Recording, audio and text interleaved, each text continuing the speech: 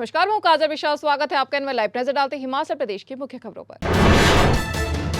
हिमाचल के 3 विधानसभा सीटों के आ गए नतीजे। यहां कांग्रेस को 2 और भाजपा को 1 सीट पर मिली है जीत। देहरा विधानसभा सीट से सीएम सुक्खू की पत्नी कमलेश ठाकुर ने भाजपा के होशियार सिंह को हराकर 9,399 वोटों से दर्ज की है जीत। वही तो सीएम सुक्खू के गृह जिले हमीरपुर से भाजपा के आशीष शर्मा 1571 वोटों से जीत गए चुनाव। वही नालागढ़ में पूर्व सीएम वीरभद्र सिंह के करीबी बाबा हरदीप 8,990 वोटों से जीत गए हैं चुनाव।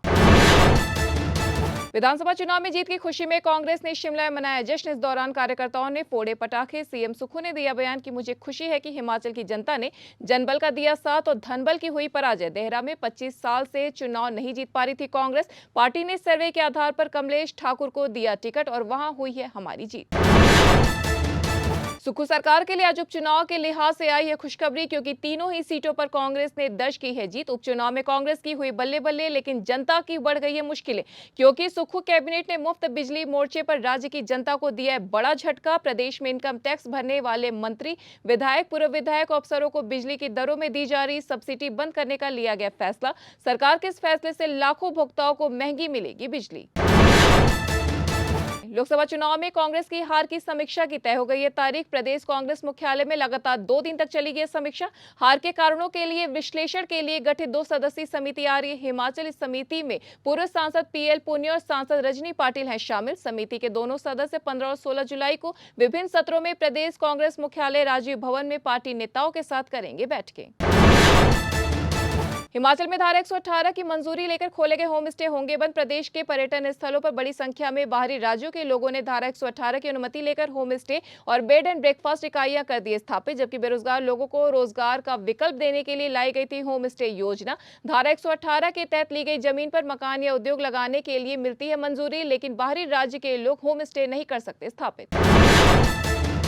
भानुपल्ली बिलासपुर बैरी रेल लाइन के पहले 30 किलोमीटर में ट्रैक बिछाने के लिए रेल विकास निगम ने 84 करोड़ का टेंडर कर दिया जारी। भानुपल्ली से नैना देवी के पहाड़पुर तक के 24 किलोमीटर के पहले चरण में सितंबर में शुरू हो जाएगा ट्रैक बिछाने का कार्य। वह इस कार्य को पूरा करने के लिए 9 माह का रखा गया लक्ष्य।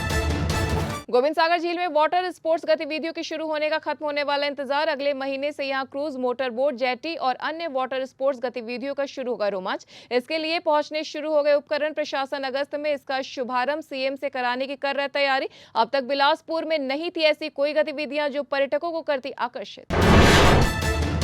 किरतपुर नेरचौक 4 लेन पर बिलासपुर जिला मुख्यालय से महज 10 किलोमीटर की दूरी पर स्थित मंडी भराड़ी नामक जगह पर बीएमबी की पुरानी क्रेन पर हिमाचल का पहला स्काई ग्लास ब्रिज किया जाएगा निर्मित। इस बाबत जिला प्रशासन की ओर से एनओसी के लिए भेजे गए आग्रह पत्र पर बीबीएमबी ने स्वीकृति की लगा दी है मुहर। साथ ही क्रेन पर प्रस्तावित स्काई ग्लास ब्रिज निर्माण का रास्ता हो गया साफ।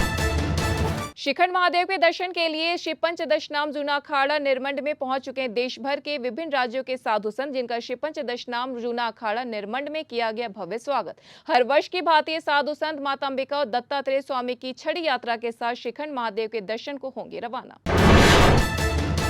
राजधानी शिमला के प्रसिद्ध तारा देवी मंदिर में अब श्रद्धालु को टौर की पत्तल में परोसा जाएगा लंगर। संस्कृति एवं धरोहर को संजोए रखने और संतुलित पर्यावरण के लिए जिला प्रशासन की ओर से मंदिरों में टौर के पत्तों से तैयार हरी पत्तल में लंगर परोसने का लिया गया फैसला। 14 जुलाई रविवार से पहले चरण में तारा देवी मंदिर में शुरू होगी यह व्यवस्था। इसके बाद जिले के बाकी मंदिरों में भी टौर की पत्तल में लंगर परोसने की चरणबद्ध तरीके से शुरू हो जाएगी व्यवस्था। तो ये थी हिमाचल प्रदेश की अब तक की मुख्य खबरें। ऐसी तमाम खबरों से जुड़े रहने के लिए देखते रहिए अनवर लाइव।